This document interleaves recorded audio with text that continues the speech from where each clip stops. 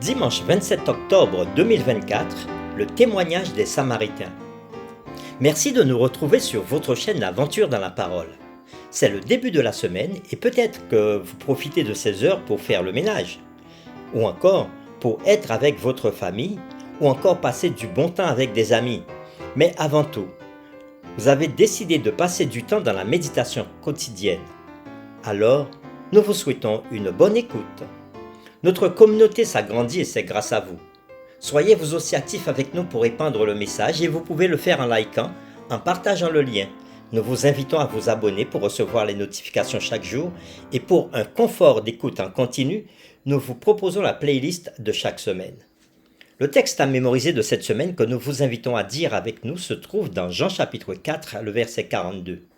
Et il disait à la femme, « Ce n'est plus à cause de ce que tu as dit que nous croyons, car nous l'avons entendu nous-mêmes et nous savons qu'il est vraiment le Sauveur du monde. » Nous vous invitons à le répéter avec nous, Jean chapitre 4, le verset 42. Et il disait à la femme, « Ce n'est plus à cause de ce que tu as dit que nous croyons, car nous l'avons entendu nous-mêmes et nous savons qu'il est vraiment le Sauveur du monde. » Quelle relation existait-il entre Juifs et Samaritains? Pourquoi Jésus s'était-il intéressé à la femme qui vint puiser de l'eau? Quel fut le résultat du puissant témoignage de la femme samaritaine? Les réflexions de cette semaine nous aideront à répondre à ces questions et aujourd'hui nous le ferons avec la séquence « Le contexte de la rencontre ». Nous vous invitons à lire avec nous Jean chapitre 4, les versets 1 à 4 et nous répondrons à la question suivante. Quel était le contexte qui avait conduit Jésus à passer par la Samarie? Nous lisons Jean chapitre 4, les versets 1 à 4. Le Seigneur sut que les pharisiens avaient appris qu'il faisait et baptisait plus de disciples que Jean. Toutefois, Jésus ne baptisait pas lui-même, mais c'était ses disciples. Alors il quitta la Judée et retourna en Galilée, comme il fallait qu'il passât par la Samarie. Après avoir lu Jean chapitre 4, les versets 1 à 4, répondons à la question suivante. Quel était le contexte qui avait conduit Jésus à passer par la Samarie? Les pharisiens avaient découvert que les disciples de Jésus baptisaient plus de gens que ceux de Jean-Baptiste. Cette situation pourrait créer des tensions entre les disciples de Jean-Baptiste et ceux de Jésus. Les disciples de Jean-Baptiste, tout naturellement, protégeaient la réputation et le statut de leur maître. La réponse impressionnante de Jean-Baptiste était qu'il devait diminuer, mais que Jésus devait croître. Et cela, on peut le voir dans Jean chapitre 3, le verset 30. Probablement, pour éviter la confrontation, Jésus quitta la Judée pour se rendre en Galilée. La Samarie offrait la route la plus directe entre ces deux endroits, mais ce n'était pas la seule route possible. Les Juifs pieux prenaient le long chemin en allant vers l'est à travers la Pérée. Mais Jésus avait une mission en Samarie.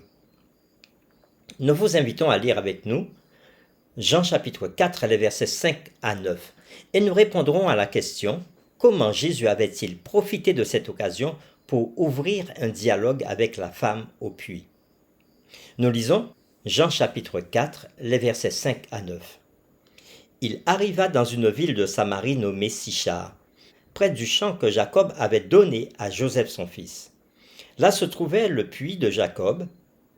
Jésus, fatigué du voyage, était assis au bord du puits. C'était environ la 6e heure. Une femme de Samarie vint puiser de l'eau. Jésus lui dit, « Donne-moi à boire. » Car ses disciples étaient allés à la ville pour acheter des vivres. La femme samaritaine lui dit, « Comment toi, qui es juif, me demandes-tu à boire, à moi qui suis une femme samaritaine ?» Les Juifs, en effet, n'ont pas de relation avec les Samaritains. Après avoir lu Jean chapitre 4, les versets 5 à 9, répondons à la question suivante. Comment Jésus avait-il profité de cette occasion pour ouvrir un dialogue avec la femme au puits? Le puits de Jacob était situé juste à côté de Sichem, tandis que Sichar, d'où était originaire la femme, était à environ 1,5 km. Jésus s'assit près du puits pendant que ses disciples entrèrent dans la ville pour acheter des vivres. Ils n'avaient pas accès à l'eau rafraîchissante du puits. Quand la femme vint puiser de l'eau, il lui demanda à boire. Dans Jean chapitre 3, il est surprenant que Nicodème, un chef des Juifs et un rabbin, s'abaisse pour aller à Jésus. Il était allé de nuit pour éviter d'être découvert. Mais dans Jean chapitre 4, la femme se cachait en plein jour, évitant peut-être tout contact avec d'autres femmes qui venaient le matin ou le soir quand il faisait plus frais. Après tout, pourquoi avait-elle parcouru un si long chemin pour chercher de l'eau et au milieu de la journée alors qu'il faisait chaud? Quelle que soit la raison de sa présence, la rencontre avec Jésus allait changer sa vie. Quelle scène se déroule ensuite? Un enseignant juif est mis en contraste avec une femme samaritaine de mauvaise réputation. Quel contraste! Et pourtant, c'est précisément dans ce contexte que se déroule une rencontre remarquable. Pour terminer, réfléchissons à ces questions. Quels sont les tabous de votre propre culture qui pourraient entraver votre témoignage aux autres? Comment apprenons-nous à les transcender? Nous vous invitons à prier avec nous. Seigneur Dieu, nous voulons te dire merci pour cet enseignement d'aujourd'hui, dans lequel nous voyons Jésus passer et s'arrêter près d'un puits pour entrer en contact avec une femme samaritaine. Alors qu'ils n'étaient pas de la même culture et que les Juifs comme Jésus méprisaient les Samaritains. Jésus par contre a voulu rentrer en contact avec cette femme pour lui apporter la vérité sur sa personne et permettre à cette femme de le connaître davantage et de se donner à lui. Seigneur, nous-mêmes, alors que nous vivons au XXIe siècle, nous prions pour que tu nous aides toujours à pouvoir entrer en contact avec toi, car nous savons que tu cherches à nous connaître davantage et surtout, tu veux être tout près de nous. Aide-nous à faire cette démarche envers toi. Nous t'avons prié au nom de Jésus. Amen.